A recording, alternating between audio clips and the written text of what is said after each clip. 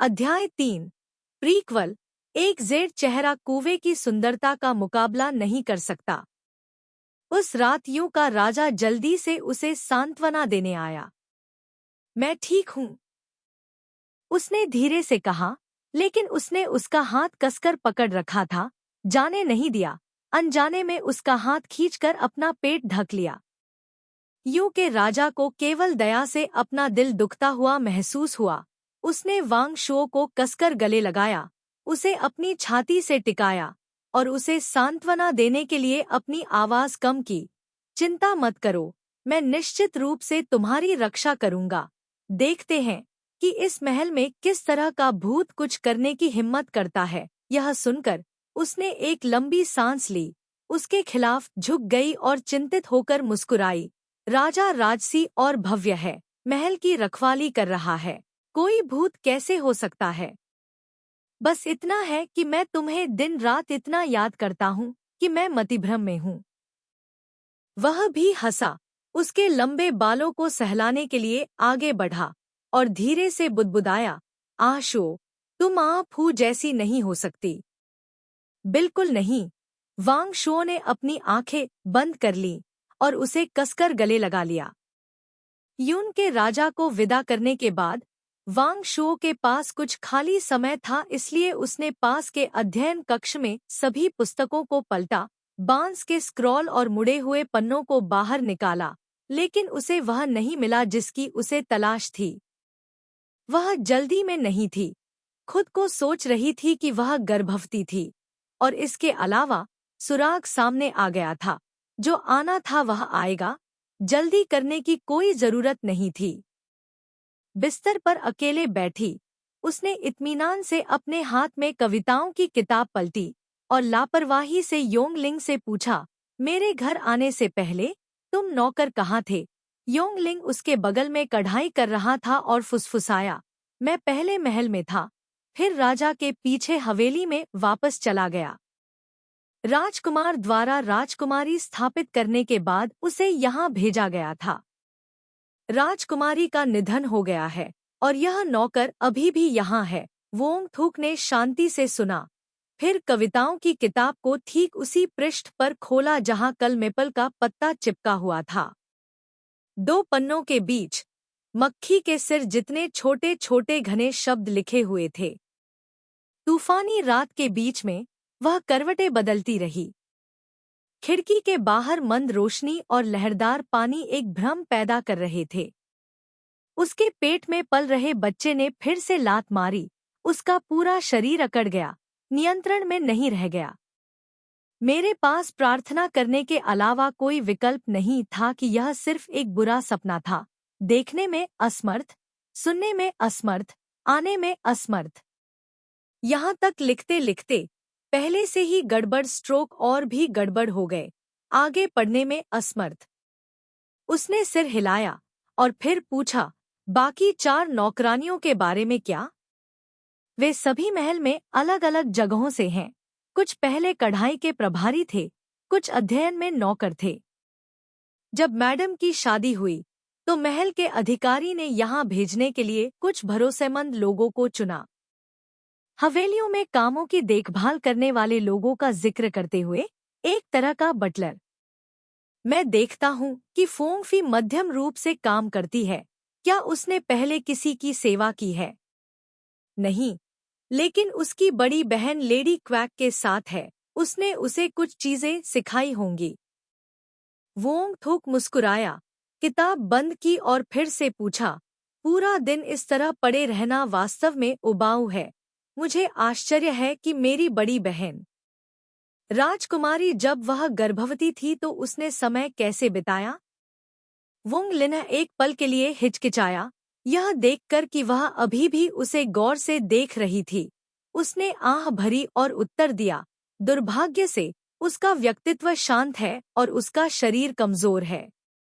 गर्भवती होने के बाद उसे हर रात बुरे सपने आते थे और एक बुरी आत्मा ने उसे अपने वश में कर लिया था। वांग शुओ ने अपना सिर झुकाया और पूछा, बुरी आत्मा के वश में होने का क्या मतलब है? शायद गर्भवती होने के बाद राजकुमारी ने बहुत ज्यादा सोचा और अक्सर रात के बीच में जाग गई, यह कहते हुए कि उसने कुछ अशुद्ध देखा। वांग शो ने अपना पेट ढकने के लिए अपना हाथ उठाया।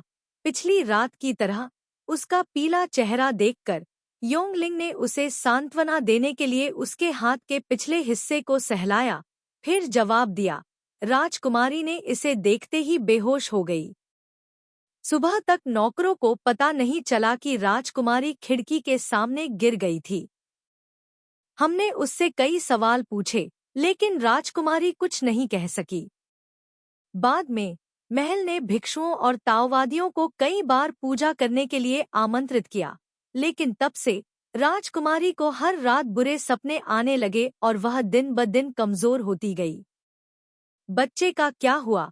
उसने धीरे से पूछा।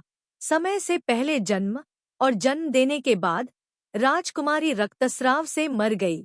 इस बिंदु तक विनय लिन्ह विलाप करना बंद नहीं कर सका। अब बच्चा 1 साल का हो गया है, लेकिन अभी भी बीमार है, केवल 7 या 8 महीने के बच्चे जितना बीमार। सभी ने कहा कि उसका खून और ऊर्जा पर्याप्त नहीं थी और उन्हें नहीं पता था कि क्या करना है। वांग शो ने अध्ययन कक्ष की ओर देखा। 4 दीवारों पर किताबों के ढेर को देखो। निश्चित रूप से जब वह गर्भवती थी तो राजकुमारी ने बहुत सारी बेतुकी कहानियां पढ़ी, जिससे उसकी बहुत अधिक ऊर्जा चली गई। यह सही है, राजकुमार भी चिंतित था, इसलिए उसने इस कमरे की सभी किताबें हटा दी। राजकुमारी के निधन के बाद उसने इसे वापस अपने मूल स्थान पर रख दिया। 10 महीने की गर्भवती, बहुत ऊब गई। तुम पढ़ने के लिए एक किताब क्यों नहीं छिपाती? हाँ, मुझे एक बार एक मिली थी। यह उस किताब की तरह दिखती है जो मैडम ने पकड़ी हुई है। विनय लिन्ह अनपढ़ था, उसने बस मुस्कुराया और कहा, हालांकि मैं देखता हूँ कि सभी किताबें एक जैसी हैं। वोंग थुओक ने किताब बंद कर दी, अपनी आंखें बंद कर लीं, बिस्तर के फ्रेम से टिक गया और धीरे से कहा, मुझे पता है, मेरी राय में यह जगह साफ नहीं है। शायद हमें राजकुमार को रिपोर्ट करनी चाहिए और दूसरी जगह जाने के लिए कहना चाहिए। उस दोपहर यू के राजा ने तुरंत वांग शो को अपने घर आने की व्यवस्था की, जो हर दिन एक आम जोड़े की तरह एक साथ रहते थे। यू के राजा के घर में नौकर थे, इसलिए वह केवल योंगलिंग को लेकर आई थी। उसके आस-पास के लोग उसकी अच्छी देखभाल करते थे, लेकिन वांग शो अभी भी हर छोटी-छोटी बात पर पूरा ध्यान देती थी। उसका पेट लगातार बड़ा होता जा रहा था और यह सब सुचारू रूप से चल रहा था। नए साल के बाद गर्मियों के मध्य में वह बच्चे को जन्म देने वाली थी और उसका शरीर बहुत भारी था। उस रात महल से खबर आई कि सम्राट की तबीयत ठीक नहीं है। वोंग थुक ने वान वोंग को महल में ले जाकर आसमान की ओर देखा। आज रात राजा निश्चित रूप से महल में रहेगा। वह विनय लिन्ह को साथ लेकर आई और क्वच हुआन के पास से गुजरी। उसने देखा कि लिन्ह हुई एक अंधेरे कोने में खड़ा था। उसकी बड़ी आंखें चुपचाप उसे देख रही थी। अंधेरी रात के बीच में इस छोटी लड़की की कोमल और सफेद आंखें बिल्कुल तुयत सैक की तरह दिख रही थी। वह उसे देखकर मुस्कुराए बिना नहीं रह सकी और धीरे से पूछा, तुम यहाँ अकेली क्यों खेल रही हो? तुम्हारी माँ कहाँ है? लिन्ह हुई को समझ में नहीं आया कि क्या कहे, बस उसने अपना सिर घुमाकर पीछे देखा। गो हुआन इत्मीनान से अंधेरे से बाहर निकलकर मुस्कुराती हुई बोली, तुम बच्चे को जन्म देने वाली हो, तुम इतनी देर से यहाँ क्यों घूम रही हो? वांग शो ने भी मुस्कुराते हुए जवाब दिया, तुम्हारी याद दिलाने के लिए शुक्रिया, मैं जल्द ही वापस आऊंगी। गो हुआन ने अपना हाथ लिंग हुई के कंधे पर रखा और धीरे से कहा, लिंग हुई, देखो, छोटा भाई पैदा होने वाला है।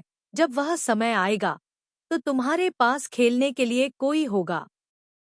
उसका लहजा बहुत कोमल था, लेकिन उसमें एक उत्साह की भावना थी जिसने वांग शो को सहरन पैदा कर दी।